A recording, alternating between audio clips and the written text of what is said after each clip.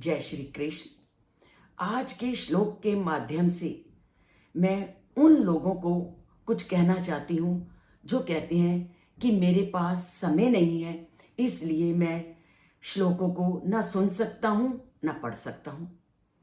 ऐसे ही लोगों के लिए श्री कृष्ण कहते हैं कि मैंने कभी नहीं कहा कि आप मंदिरों में जाओ, वहां बैठो और मेरी उपासना करो। आप जब संसार में आए हैं तो कर्म करना आपका नियम है। आप कर्म करते समय भी उसका स्मरण कर सकते हो। हम चलते हैं, खाते हैं, बैठते हैं, काम करते हैं, क्या उस समय मन ही मन जब हम दूसरी अनेक चीजों के बारे में सोचते रहते हैं तो क्या उन सबको सोचकर हम उस परम पिता परमात्मा के विषय में नहीं सोच सकते? अगर हम काम करते करते भी उस परम पिता परमात्मा का स्मरण करते हैं तो वही हमारी उस परम पिता परमात्मा के लिए पूजा है, वही हमारी उसके लिए भक्ति है, वही हमारी उसके लिए अर्चना है। और दूसरा, हमारे मन में जो ये रहता है कि भगवान क्या है, न्याय नहीं करता। जब हमारे ऊपर किसी भी प्रकार का दुख का बादल छाता है तो हम सबसे पहले यही कहते हैं कि हमने इतनी पूजा की, भगवान ने हमारे साथ क्या किया।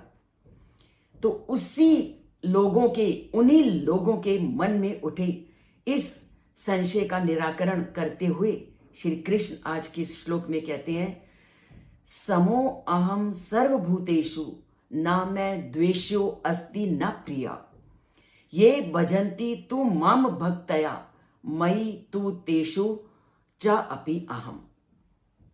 वो क्या कहते हैं? सर्वभूतेषु समो अहम, मैं सब प्राणियों को एक समान देखता हूं।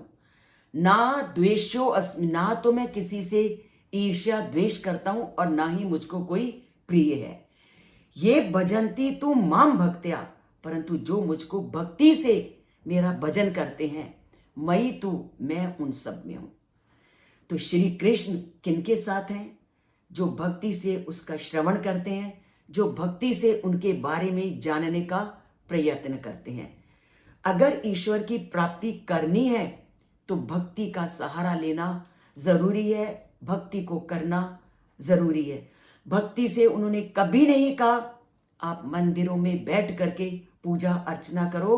वो बार बार एक ही बात कहते हैं कि आप अपने काम को करते करते मेरा स्मरण कर सकते हो। और समानता के लिए श्री कृष्ण क्या कहते हैं कि जब वर्षा होती है तो समान वर्षा सब पर होती है। मरुस्थल में भी वही होती है तो उपजाऊ में भी वही होती है। अंतर क्या है? जो जैसा कर्म करता है उसको वैसे ही फल की प्राप्ति होती है। अगर आपने अभी अपने सभी कर्मों को उस परम पिता परमात्मा को समर्पित करके किया है, उसकी भक्ति भावना से किया है, तो आपको वैसा ही फल मिलेगा। और अगर आपने कर्मों को उसको समर्पित किए बिना किया है तो आपको वैसा फल मिलेगा। जैसे वर्षा की बूंदें उपजाऊ भूमि पर कुछ अन्य फल देती हैं तो बंजर भूमि पर को कुछ फल नहीं देती। तो बंजर भूमि क्या है? जो उसका स्मरण नहीं करते, और उपजाऊ भूमि क्या है? जो उसका निरंतर स्मरण करते हैं। तो ईश्वर किसी के साथ अन्याय नहीं करता, ये अन्याय मिलता है हमारे कर्मों के अनुसार। हम यह मानते हैं कि कोई हमें देख नहीं रहा, पर हमारा अंतर मन जानता है कि हम किसी के बारे में कैसा सोच रहे हैं।